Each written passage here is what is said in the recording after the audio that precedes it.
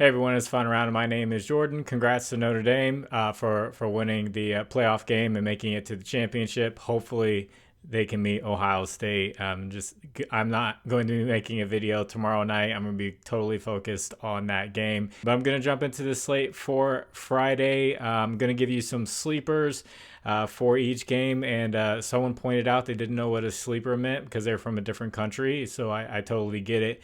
Different lingo and whatnot. A sleeper is someone who is slept on. People aren't totally looking at, not a star player, probably someone you're not thinking about. So you don't have all the money flowing in on them. You have money flowing in on the star players, which makes the lines sharper. And these sleepers sometimes they're just overlooked. So gonna jump into this first game is gonna be the Bucks at the Magic. The Magic will be on a back-to-back. Good news, Paolo Banchero will be returning for this game. I don't know anything about a minutes restriction. I haven't heard anything. They're calling it conditioning for his questionable status. So I would imagine there's somewhat of a minutes restriction there. But we did see with Zion Williamson recently, he came back and played 28 minutes and did just fine. I know with Kawhi Leonard, he just has a history of injuries. So they were being very careful with him and his minutes restriction. So the Magic, they just got blown out by Minnesota. Minnesota was struggling before they got into this game. The Magic didn't really have any offensive options. Banchero could come out and take a high volume of shots. The spread on this is minus 3.5 for the Bucks. You'll see on the screen 91% of people are taking the Bucks on this spread because it's so close. And the Bucks, they've actually upped their pace as of late, and they're playing in a top 5 pace in the past month. So they're playing faster, and I think they're getting better because of it. So you have the Magic, who are on a back-to-back, just got blown out. They're getting their best player back, who's going to be on conditioning, potential minutes restriction, and you got a team playing at the top 5 fastest pace in the league. Yeah, I think I would join the 91% on that spread. So a player I want to spotlight is going to be Giannis. The matchup doesn't look too great. The matchup doesn't look great for a lot of guys against the Magic, just because the Magic are good defensively. They play at the slowest pace in the NBA, which helps you give up the least amount of points, least amount of rebounds, least amount of assists. It's not necessarily you're playing good defense. They could be playing good defense, but the slow pace helps with those numbers when you're comparing it to the rest of the league and the rest of the teams. But for Giannis, he scored 37 points, had 7 rebounds against them this year, and he has 30 plus points in 6 straight games against the Magic, averaging 34.5 points over the last 6 games, 10 rebounds, 5 assists. So if this is going to be competitive like the books say it is with 3.5 spread, Giannis definitely could have a 30 plus point game here. And then jumping into this next game, the Pelicans at the Sixers. Pelicans have had injuries just all over the place. I'm going to talk about them, but there is some sad news for the Sixers. Jared McCain was ruled out for the year. He was playing great as a rookie whenever he got the chance.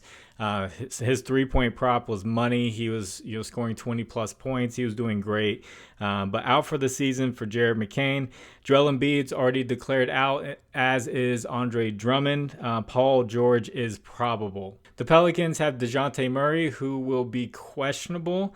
Herb Jones and Trey Murphy have already been ruled out, and Zion Williamson is not on the injury report, so he may play. Maybe surprised by this, but I'm going to spotlight Zion Williamson in this matchup. So coming back from injury, people said he was going to be on a minutes restriction, but he came out, he played 28 minutes, which is actually around what he was playing around when he started the year. I think they wanted to keep his minutes down to avoid injury, and that didn't happen. So he played about 28 minutes. I think they want to play him 28 to 30-ish minutes, and he played great. So I know people joke about Zion Williamson and his conditioning and all that stuff. In 28 minutes, he scored 22 points, 6 rebounds, 4 assists, 1 block, 3 steals. So keep an eye out for Zion Williamson lines. If if DeJounte Murray's out, they don't have many other scorers. With Brandon Ingram out, Trey Murphy out, Zion's going to have just pretty much most of the volume to himself, along with CJ McCollum, of course. But there's going to be a lot of shots to go around for the Pelicans. Then a sleeper for this game with Joel Embiid and Andre Drummond out. The guy who stepped in is Gershon Yabusele. He played for France in the Olympics. I've talked about him before. Over the past couple of games with these two out, he's been playing at the center position. He's 6'8" and 265 pounds, and he's got ups like crazy. He can jump out the gym. And the Pelicans are giving up the 7th most points and the most rebounds to the center position. Over the past 2 games, he had 21 points, 8 rebounds, 3 assists, and another one, 14 points, 10 rebounds, and 1 assist. So rebounds looks good, and he can definitely get the points. And if you guys could, please like the video. If you haven't, please subscribe to the channel. If you have a little bit of extra time, could you leave a comment for the algorithm? You can just say anything. You could put the number 3 if you want, and that just helps get this video out for more people to see. And also, if you use Prizepicks and you're tired of all those flat lines and you want more options, more dynamic type payouts, try out Underdog Fantasy, Sleeper, ParlayPlay, ChalkBoard, or BETR. BETR will match your first deposit up to $200. The rest will do it up to $100. Links are in the description. That'll take you there with the promo code. Promo code is fine around 11. So this next game is the Warriors on the road on a back-to-back versus the Pacers. They just won in a close one versus Detroit. Curry was very cold. He may not even play in this game. He was questionable just going into that game. So we'll see if he even plays on the tail end of a back-to-back. Andrew Wiggins was out for personal reasons. Kuminga was out. They could have a lot of injuries in this game. So I don't have a Warriors player as of right now that I can think of for this Pacers matchup. Pacers, their injuries, Tyrese Halliburton is questionable, and Miles Turner is also questionable with an illness, and that concerns me a little bit more. I believe Tyrese Halliburton was questionable last game, and he still played. You see illness, they're probably going to sit, but we'll see. But if Miles Turner is out, I have a sleeper. His name is Thomas Bryant. He has been on many teams in this league, and he actually is not that bad of a center. So the Warriors give up the 5th most rebounds to the center position, but he can score as well. Over the past 2 games, he had 21 points, 8 rebounds, and he shot 5 for 7 from the 3-point line. And he also had 14 points, 10 rebounds, and shot 3 for 8 from the 3-point line. This guy can shoot threes as well. So keep an eye out for Thomas Bryant of the Pacers up against the Warriors if Miles Turner is ruled out.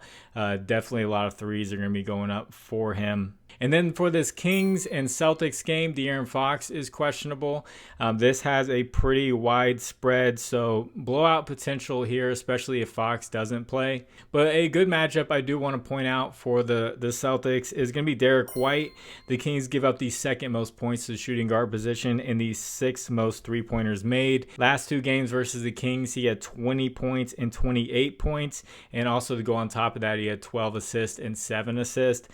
So you could look at something like points plus assists. That's been around 19.5 this whole season, and he's been pretty consistent with it, with a few hiccups. This matchup also applies to Peyton Pritchard. I guess you could call him a sleeper because he comes off the bench, but a lot of people know who Peyton Pritchard is at this point. But I like Pritchard in blowout potential type matchups. I've picked him before in blowout potential matchups, and the blowout did happen because he'll come in and he'll run the whole second unit. He'll be the guy to take a bunch of threes in the second unit in the 4th quarter. So if you feel like it's going to be a blowout, you could look at Peyton Pritchard. He has not played well over the past few games. They did go on a 4-game road trip, and the tail end of that road trip, he got really cold. And now he's coming back home. So maybe coming back home is going to spark him a little bit. We could get a discounted line because of him being cold. So keep an eye out for his lines. But he will definitely be jacking up the threes from the shooting guard position. And as far as the Kings go, I don't want to pick anyone against the Celtics, especially with Aaron Fox questionable. They're just a tough matchup all around. This next one's going to be the Thunder. They just played the Cavaliers and they lost to the Cavaliers, but they played the Knicks. They went from one big matchup to another big matchup here. They did just play about a week ago and they beat the Knicks 117 to 107. Karl Anthony Towns played in that game and he was great. He is questionable here, but he is going to be the guy I'm going to point out because the Thunder give up so many rebounds. They give up a ton of rebounds to pretty much every position, and they give up the 6th most rebounds to the center position. He had 22 rebounds in that last game. If he does not play, then I like Josh Hart for rebounds and Precious Achiuwa for rebounds. Those will be two guys to look out for the rebounds. But Karl Anthony Towns, 22 rebounds in a rebound matchup. I think that is great. This will be Isaiah Hartenstein returning to New York. He had a lot of assists in that last matchup. He rebounded pretty well, but he did not shoot much. He took like 4 shots.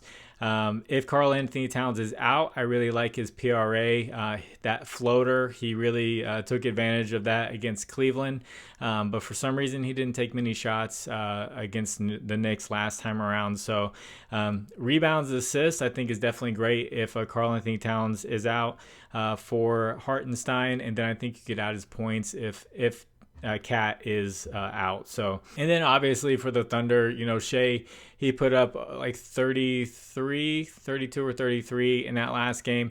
His line's going to be coming out around 30.5 or 31.5. It's going to be very sharp. He's going to be right there at it. So next one, this is the fireworks game. Two pretty bad teams. Well, I guess the Bulls are right. Wizards at the Bulls.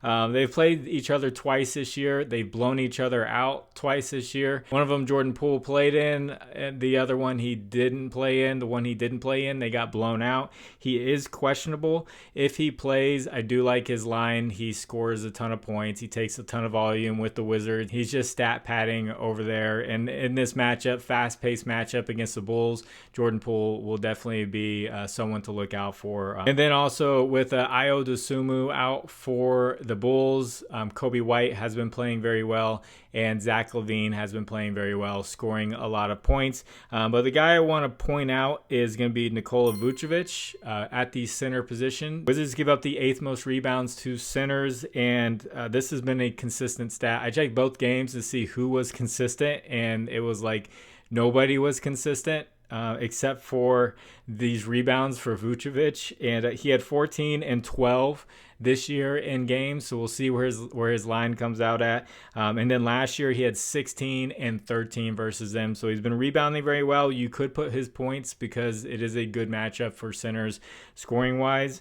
But it's a good matchup scoring wise for pretty much everybody. So it's just take your pick who's going to get the volume. For the Wizards, it's going to be Kuzma and Poole. If Poole's not there, Kuzma's going to get a decent amount of volume. And then LaVine most likely is going to get the most volume for the Bulls. And then it's going to be a toss-up between Kobe White and Vucevic. And a sleeper for the Wizards. If you've been like halfway paying attention to the NBA, you probably didn't even know this guy ended up here. But Jonas Valanciunas plays for the Wizards. He comes off the bench, plays about 20 minutes, but he has been playing great as of late.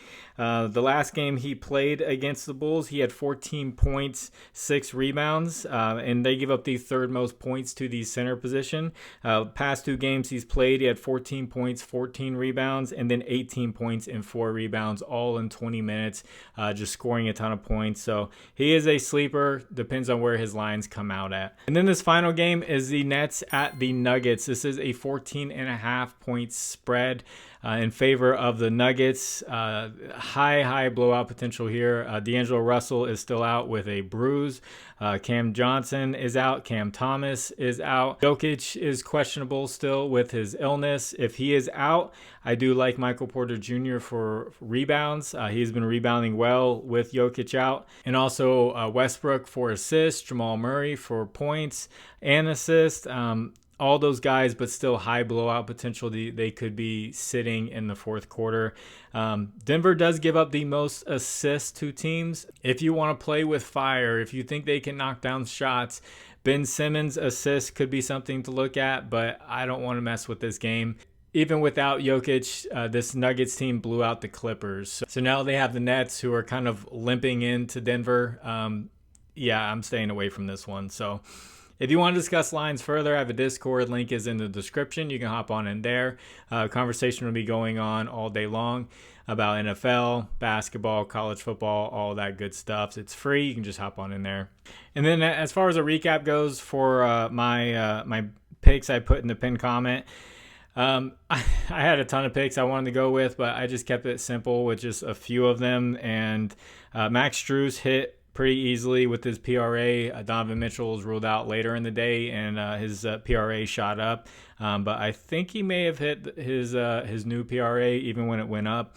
Then I had Amen Thompson double-double. He got in foul trouble in the third quarter. He came out, got 2 quick fouls, and sat the rest of the third quarter and came up a few rebounds short from the double-double. And then I had DeAndre Hunter, points plus assists at 18.5. He got 3 fouls in the first 5 minutes, sat for pretty much the entire rest of the first half, and then comes up just 1 basket short of hitting this line.